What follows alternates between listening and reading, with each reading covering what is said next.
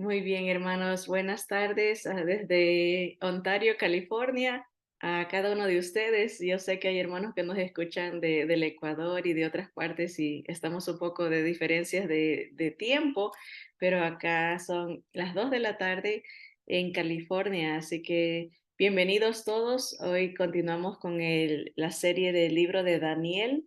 Estamos en el capítulo 11. Ya estamos por terminar, pero nos hemos detenido aquí en el capítulo 11.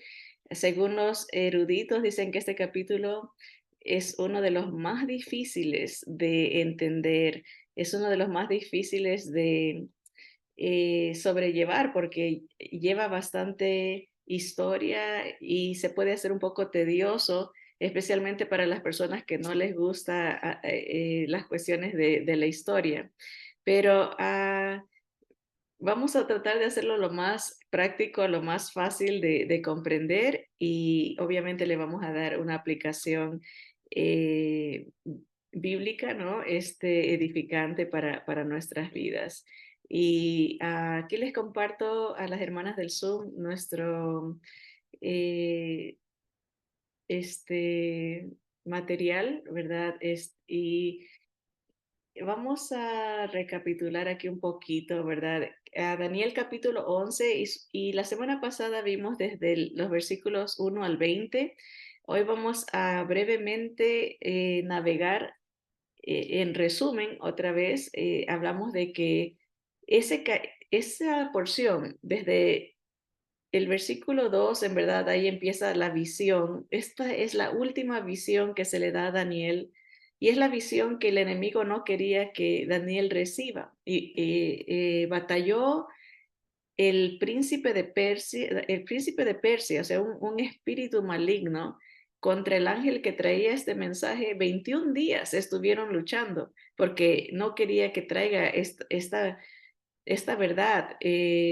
No quería que la humanidad se entere de lo que iba a pasar en el futuro, ¿verdad? Y para Daniel eso está en el futuro, tanto le llaman un contexto cercano, aunque pueden ser 70, 100 años después, y el contexto remoto se le llama cuando es cientos de años después. Y Daniel se le da un paisaje de todo lo que va a pasar al pueblo de Israel, desde los días de Daniel hasta el final. Y pues vimos la semana pasada que en esta porción de Daniel capítulo 11 se narran aproximadamente 38 profecías. Ya se cumplieron 38 profecías, son muchas en una porción tan pequeña, ¿verdad? Y estos fueron los puntos principales de esas profecías que ya nosotros podemos darnos el lujo de ver para atrás y decir, wow, se cumplió exactamente como se le dio en la visión a Daniel.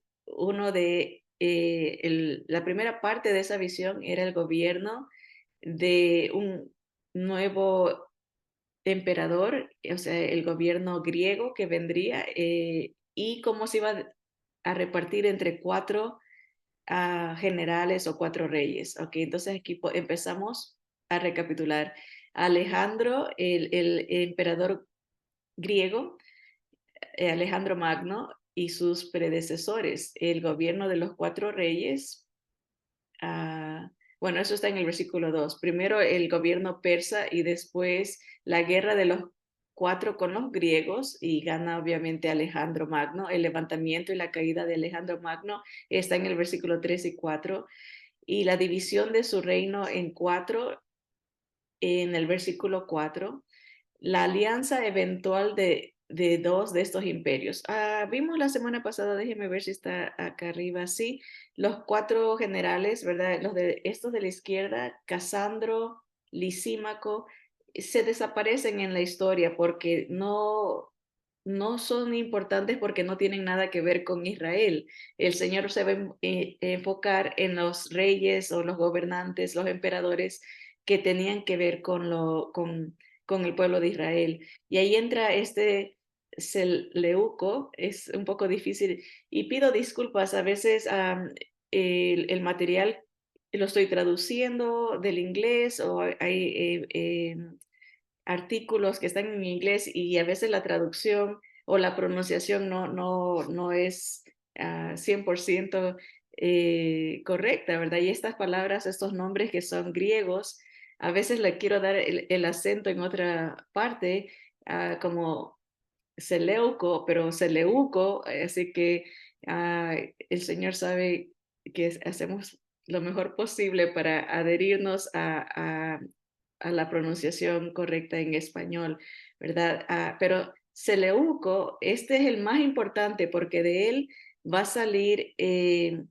una dinastía que aplasta, que oprime al pueblo de Israel y de ahí, de esa dinastía, va a salir Antíoco Epífanes, que es muy importante, especialmente para el día de hoy, 7 de diciembre del 2023, que se celebra el primer día del Hanukkah o de la fiesta de las luces o de la dedicación para es una fiesta judía y tiene que ver con este rey, cómo lo vencieron, cómo salieron adelante de esa opresión. Así que este personaje Seleuco es muy importante porque él es el primero, el general que empieza esa dinastía.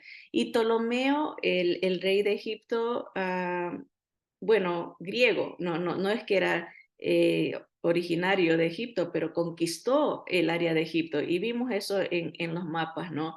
Ptolomeo, el griego general, el general de Alejandro, toma esa área y se proclama él el faraón, ¿no? Se proclama el gobernante de esa área.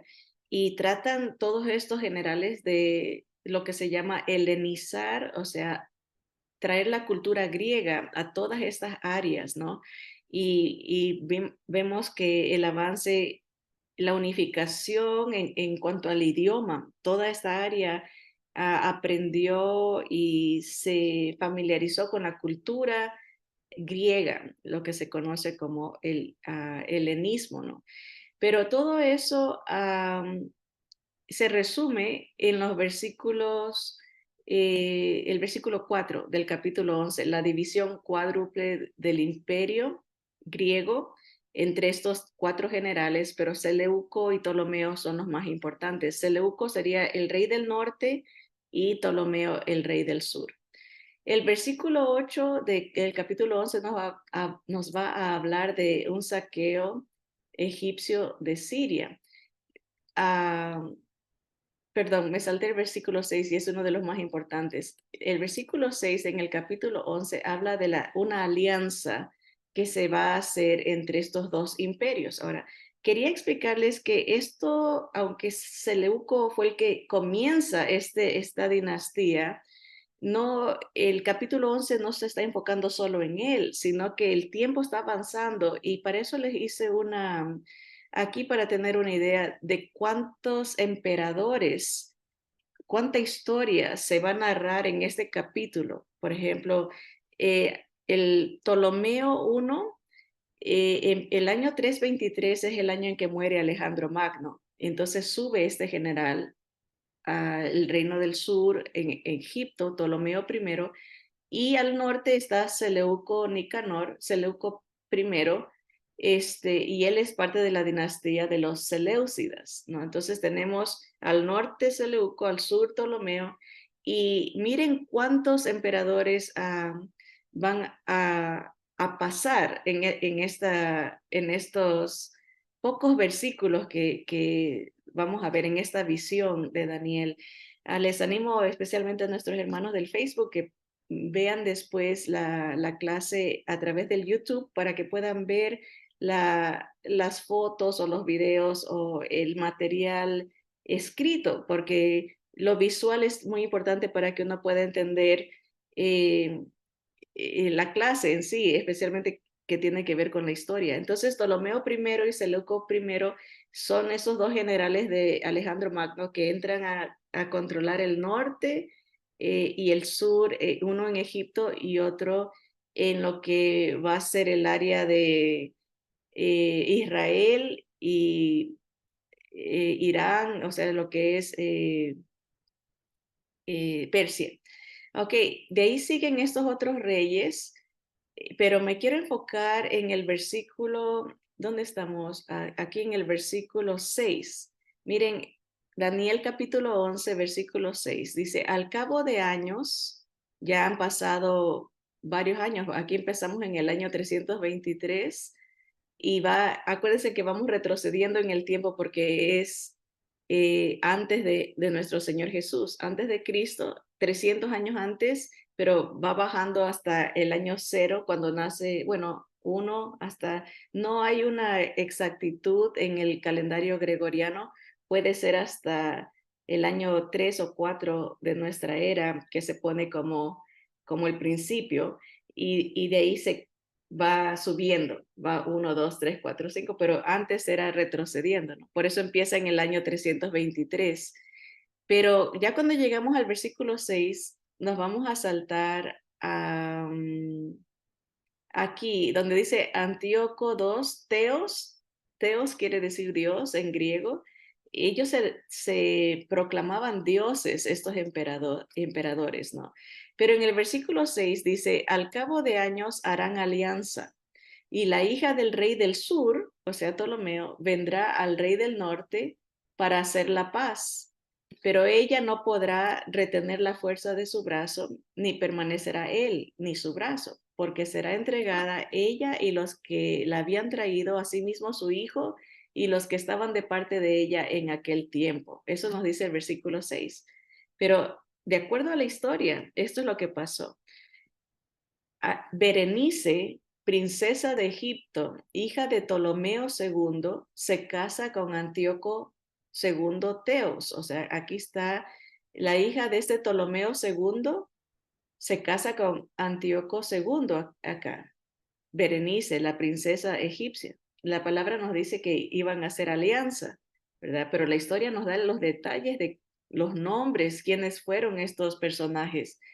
Se casa este Antíoco II, Teos, con la hija de Ptolomeo, esta Berenice, y se divorcia primero él de su esposa griega que se llamaba la Ódice, ¿verdad? Pero cuando cuando Ptolomeo II muere, o sea, el suegro, el papá de la princesa, este Antíoco Teos trae a su ex esposa, la Ódice, con él otra vez. O sea, tiene a la princesa egipcia y manda a llamar a su ex esposa para convivir con ella, ¿verdad? Pero ella, con venganza porque la había dejado por hacer esta alianza, envenena a Berenice, lo envenena a él, a Antíoco Teos y a los hijos que él había tenido con esta princesa.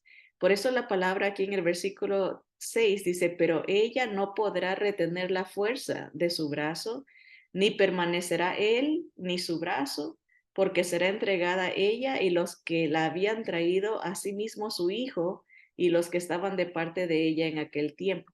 La Ódice envenenó a todos los que habían acompañado a la princesa y aún a sus hijos también. Por esa razón sube al trono el hijo de la Ódice que se llamaba Seleuco II Calínico. Y aquí está en la lista, este viene a ser el que sube después de Antíoco II Teos, ¿verdad? Así que vemos ese orden. En eso nos dice el versículo 6.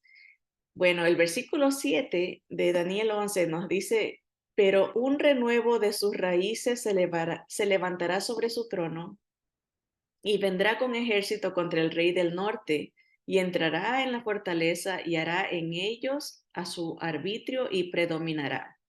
Y aún a los dioses de ellos sus imágenes fundidas y sus objetos preciosos de plata y de oro llevará cautivos a Egipto. Y por años se mantendrá él contra el rey del norte. Así entrará en el reino del rey del sur y volverá a su tierra.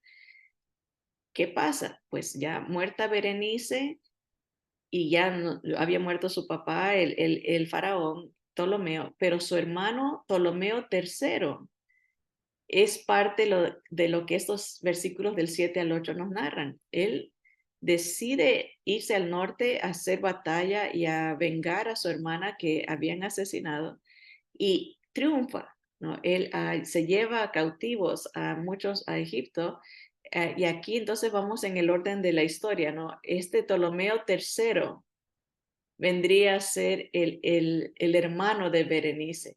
Pero aquí, después de Antíoco II, sube al reino Seleuco II Calínicos. Él es, perdón, ¿dónde está? Sí, él y su hermano, aquí está, que vendría a ser Antíoco III. Eso lo vamos a leer aquí, ¿verdad? Dice, del versículo 10 al 12 nos hablan de los hijos de Seleuco Calínicos. Ese fue el que subió a, en lugar del hijo de Berenice. Okay, entonces aquí en la historia, este Seleuco II Calínicos es el hijo de Laódice. ¿Se acuerdan de la ex esposa? Él sube y él tiene dos hijos, pero a este lo ataca Ptolomeo IV, que era el hermano de Berenice. Y cuando él desaparece del mapa, entran, estos son los dos hijos de él, Seleuco III y Antíoco III, el Grande. Seleuco muere en una batalla, por eso es que aquí los años nomás están 3 años de reino. Y entra el hermano, pero ahí entra este Antíoco III, que ya viene a ser eh, de la dinastía del Antíoco al que queremos llegar. Así que el versículo del 10 al 12 nos hablan de los hijos de Seleuco Calínicos. Uno muere en batalla, Seleuco III, y sube al trono Antíoco III.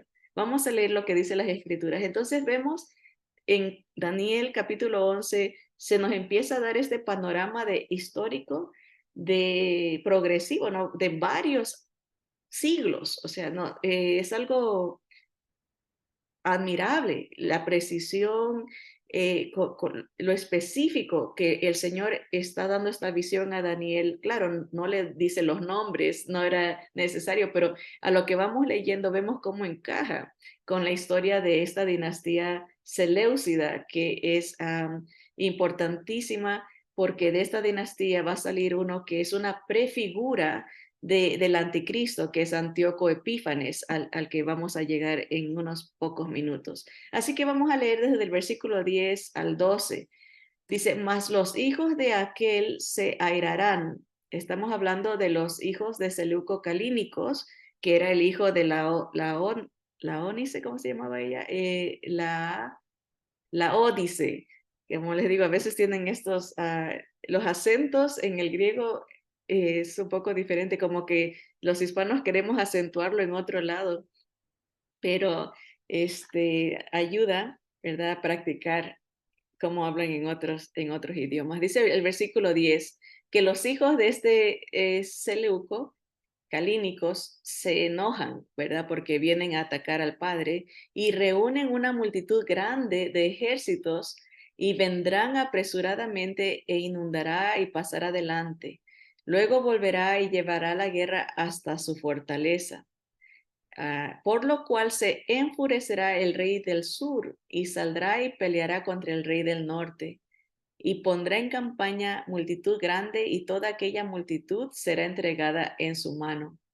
Y al llevarse él la multitud, se elevará su corazón y derribará a muchos millares, mas no prevalecerá. En otras palabras, el rey del sur prevalece por un tiempo, pero una vez, acuérdense en la lista de los diferentes emperadores, sube Antíoco III, el grande.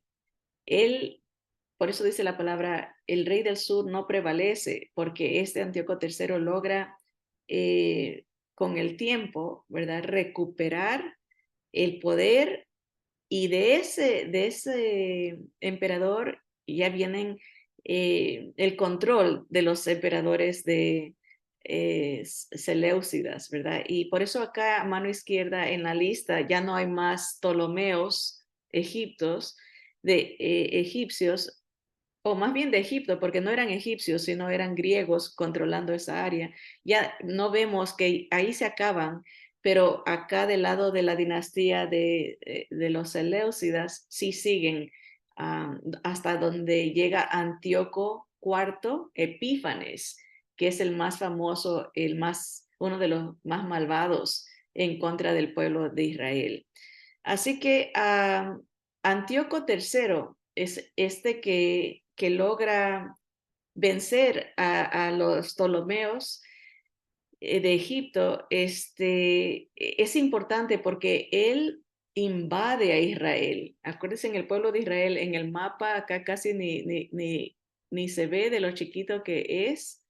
Aquí, miren, en esta área azul, esta es la área por donde tenían que pasar para pelear contra el rey del sur, o el rey del sur contra el rey del norte. Tenían que pasar por esa área donde estaba Israel. Entonces, eh, se ponían vulnerable porque veían su riqueza, empieza la envidia, empieza la codicia de estos reyes que están pasando por esta área. Y cuando Antíoco III viene a atacar a Ptolomeo, que estaba en Egipto, eh, conquista a Israel, o se apropia de esa área, ¿no?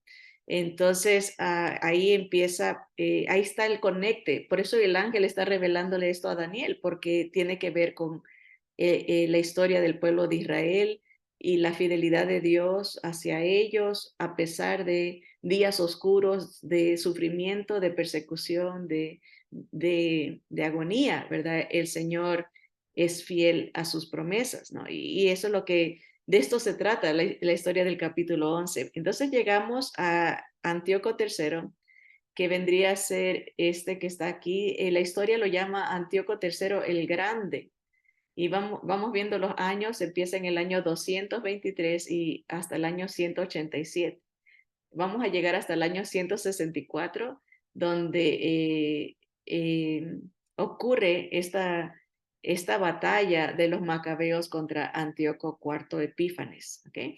Entonces, eventualmente sube al trono, esto es lo que estamos diciendo, y uno de los más despiadados reyes, que fuera ese Antíoco Epífanes IV. Este persiguió, torturó, mató y pretendió eliminar la ley judía. ¿Cómo? Prohibió, por ejemplo, la circuncisión. Mataba a las mamás que permitían que sus hijos fueran circuncidados. Era una opresión terrible en contra de la fe judía, de las prácticas de la ley. Quemó a los rollos de la ley, y es muy conocido este rey por la profanación del templo de Jerusalén. Acuérdense, ahí estaba eh,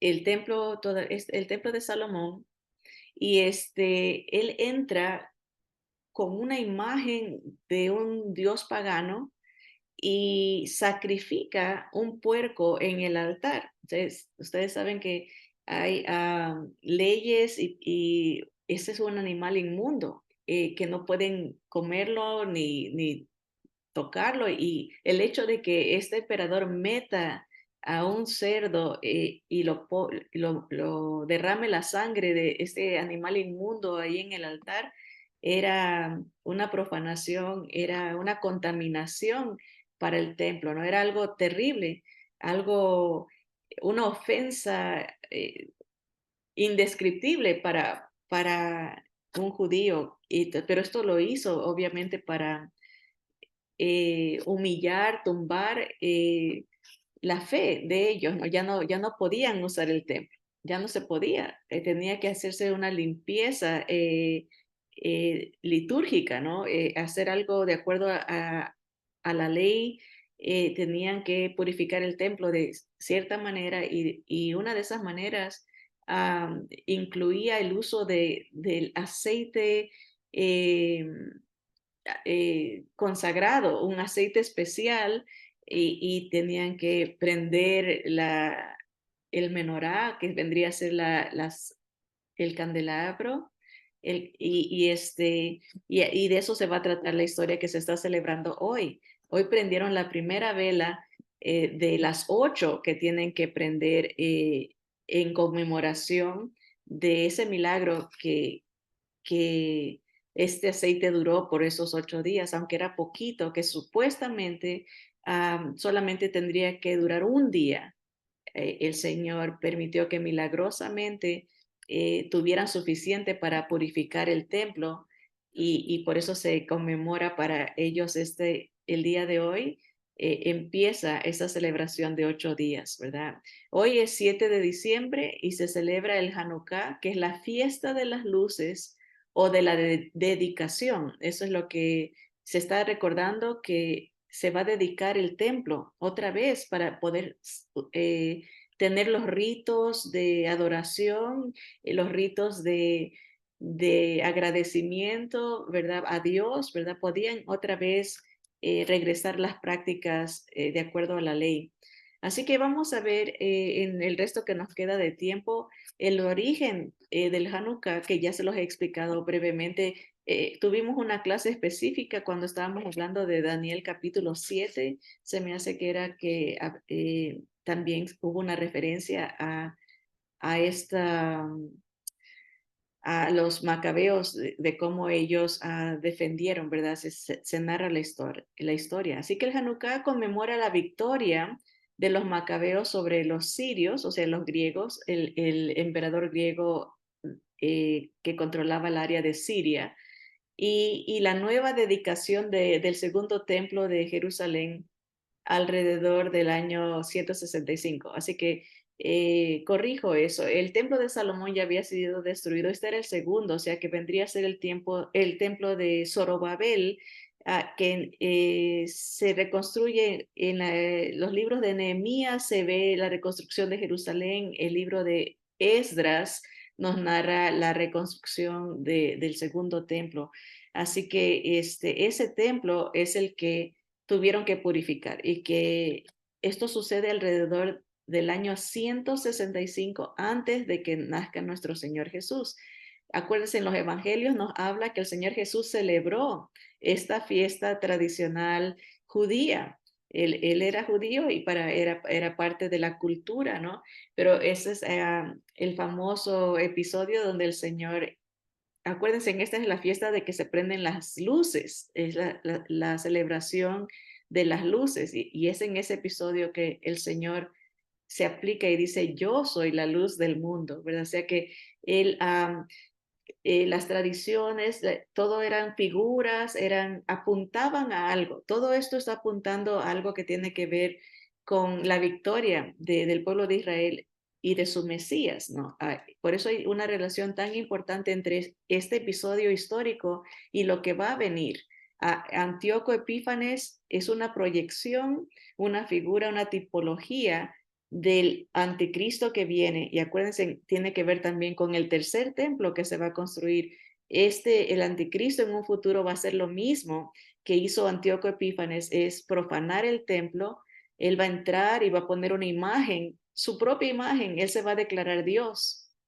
Ahí los judíos se van a dar cuenta que él no es el Mesías y va a empezar una gran persecución que la palabra nos narra que solo un tercio de la población judía va a sobrevivir este próximo holocausto que las escrituras anuncian. Por eso es importante entender lo que pasó, porque la historia se va a repetir y aunque es tedioso estar viendo estos nombres difíciles y este capítulo eh, tan profundo en cuanto a profecía y la historia. Por eso digo, nosotros vivimos en tiempos tan privilegiados porque podemos ver hacia atrás y decir, qué tremendo, ¿no? Cómo Dios cumplió su palabra al pie de la letra, ¿no? Históricamente con todos estos personajes. Para Daniel era el futuro, para nosotros es el pasado, ¿verdad? Pero están celebrando esta victoria, ¿no? Cómo pudieron rededicar el templo,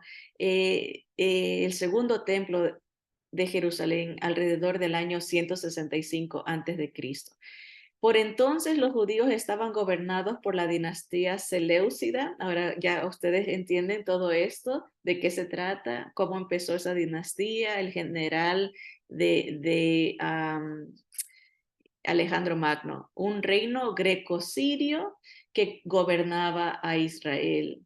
El rey Antíoco Epífanes había prohibido los rituales judíos y obligado a los judíos a adorar a los dioses griegos. Entonces, el que no se sometía a esta imposición moría. Entonces, se levantaban revueltas, ¿no? Los judíos no seguían este mandato y pues había grandes genocidios, ¿no? Mataban a familias enteras, había persecución, tortura, había abusos, ¿no? Pero el pueblo judío no sucumbía, ¿no? Seguían ellos perseverantes tratando de eh, retomar su área, ¿no? Su territorio y rescatar el templo y vivir su fe.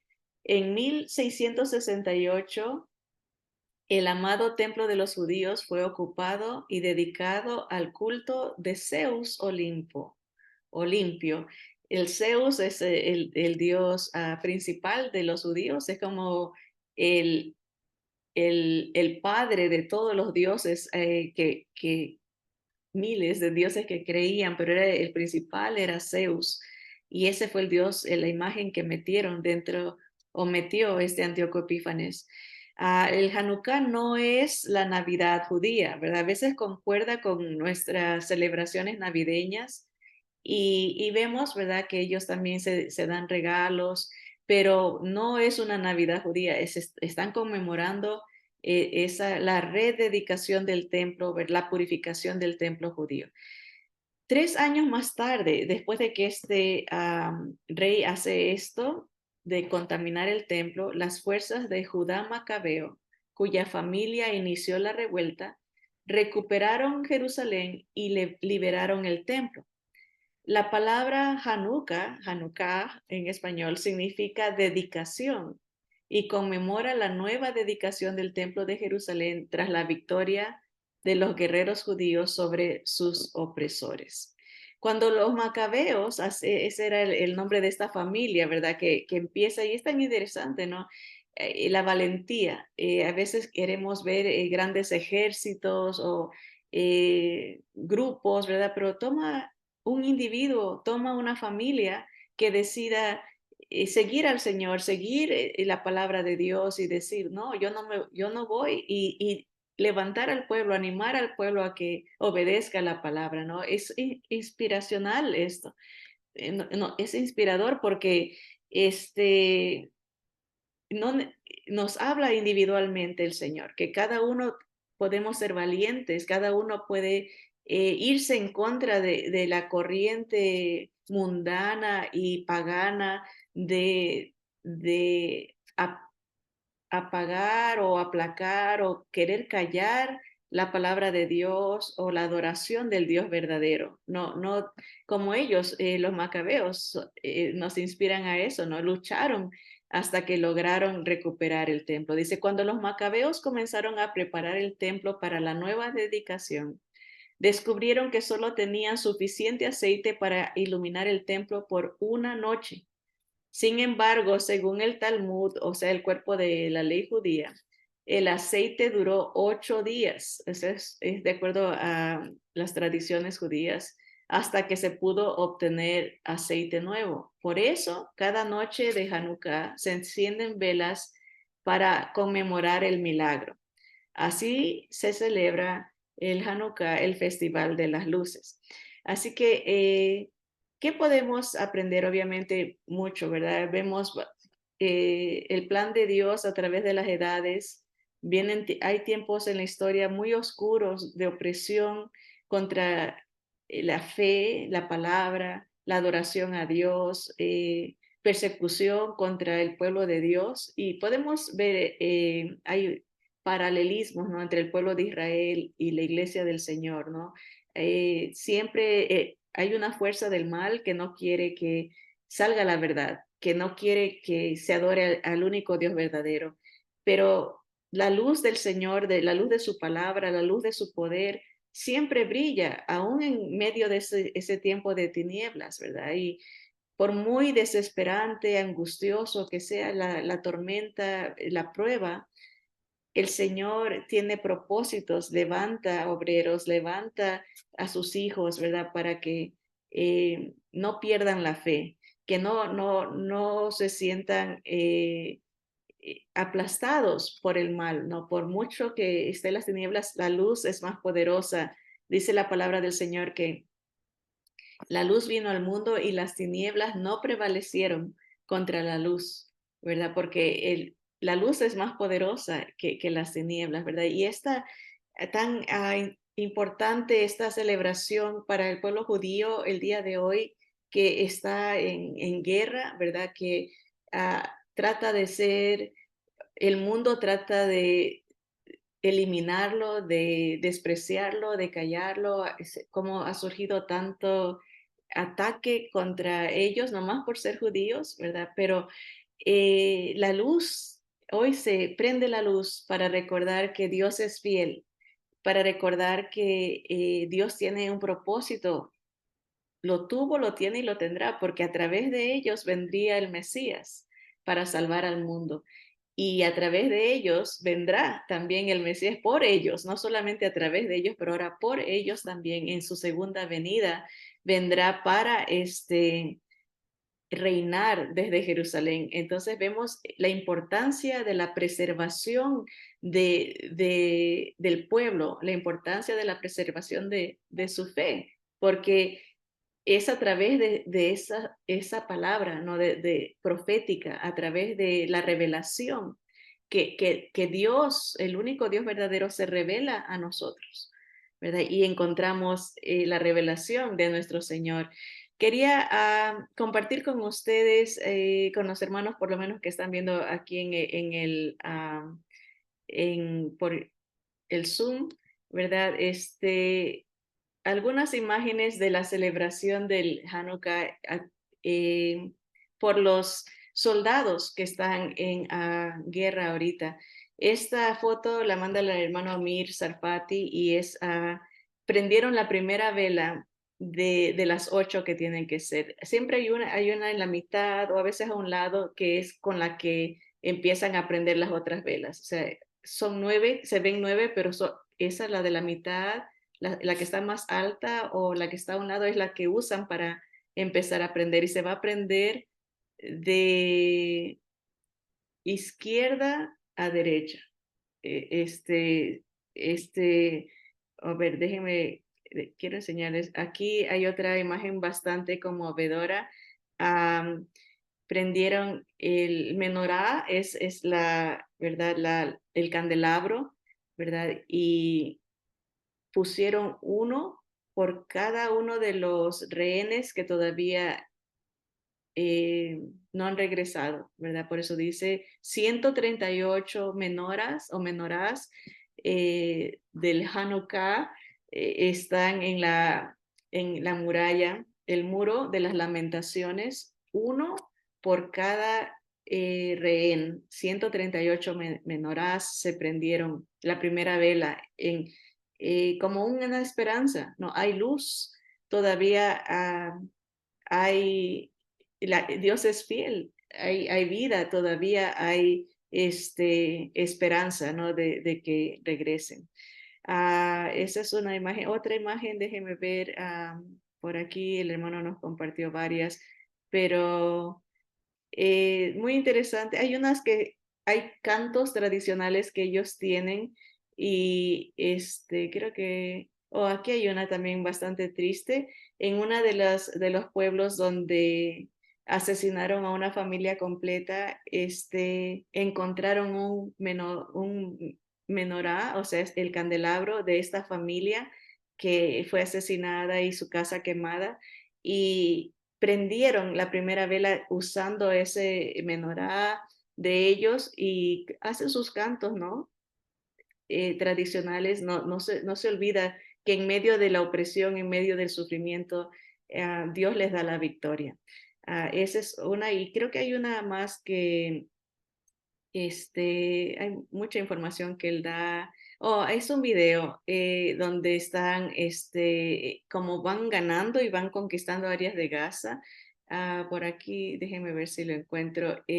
Los soldados, este, prenden en diferentes áreas los candelabros. Aquí está, ¿verdad? Y cantan sus cantos tradicionales para recordar la victoria del Señor y la preservación del pueblo, ¿no? La fidelidad de Dios hacia ellos, ¿no? Así que vamos a darle gracias a Dios porque el Dios de Israel es nuestro Dios, es nuestro mismo Dios, ¿verdad? Que no cambia, es fiel, nos protege y en medio de cualquier situación, por muy oscura, por muy dolorosa, por muy desesperante, angustiosa que sea, el Señor tiene propósitos y sale victorioso.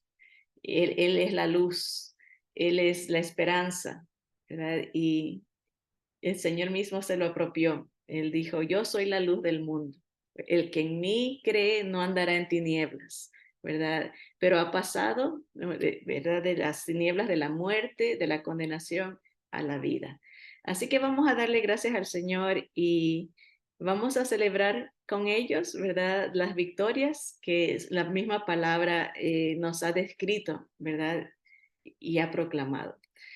Amado Padre Celestial, te damos gracias porque a través de tus profetas, Señor, tú nos has dado la historia, el futuro, nos lo narras al pie de la letra, Señor, tú todo lo sabes y sabes cómo influyes en la historia, cómo tu mano poderosa se va a ver, tu mano de protección, tu mano de impulso, de ánimo, de fortaleza, de guía. Gracias, Señor, por tu Espíritu Santo que intercede por nosotros, nos defiende contra las tinieblas, Señor, nos da discernimiento, nos da esperanza. Derrama tu amor sobre nuestro corazón, Padre, para vencer todo odio, toda amargura, toda tristeza, Señor. Gracias porque tú usas individuos, familias, Señor, un remanente pequeño para tu gloria, Señor. Gracias porque tú peleas nuestras batallas, Señor, y eres el Todopoderoso de Israel, Señor. Te damos gracias porque tu fidelidad hacia ellos es una garantía de tu fidelidad para con nosotros. Gracias porque tú dices que tú tienes pensamientos de paz y de un futuro para nosotros en Cristo Jesús, Señor nuestro. Padre, te bendecimos y te damos gracias por esa luz, la luz de tu palabra, la luz de tu evangelio, la luz de nuestro Señor Jesús que nos perdona, nos restaura y nos abre el camino para tener comunión contigo, Señor. Gracias porque hiciste de nosotros tu templo, Señor, y habitas en medio de nosotros, Señor. Te alabamos, te glorificamos, Señor, y te damos gracias porque tuyo es el reino, el poder y la gloria. En el nombre poderoso de nuestro Señor Jesús. Amén y amén.